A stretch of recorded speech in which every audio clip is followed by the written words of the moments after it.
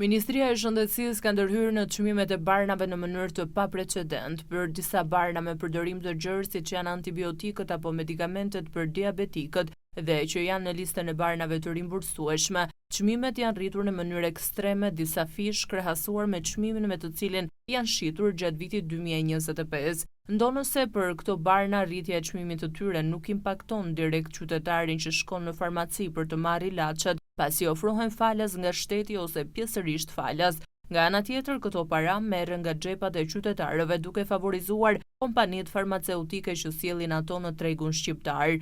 Për shumë barna, çmimet e reja janë publikuar në mënyrë të menjëhershme dhe pa transparencë, duke krijuar kaos në tregun farmaceutik. Sot farmacistët gjenden të painformuar dhe para një vendimi që sipas tyre u kërkohet të bëjnë evazion fiskal me shitjen e barnave më lirë se sa i kanë blerë. Komisioni i vlerësimit të barnave të Ministrisë së Shëndetësisë për disa barna që janë në listën e rimbursimit ka ulur çmimet e tyre dhe ajo që po ndodh në të vërtetë është se farmacit e blejnë ato më shtrenjtë nga distributori dhe sipas listës së publikuar, duhet ta shesin më lirë duke dalë me humbje në fitimet e tyre.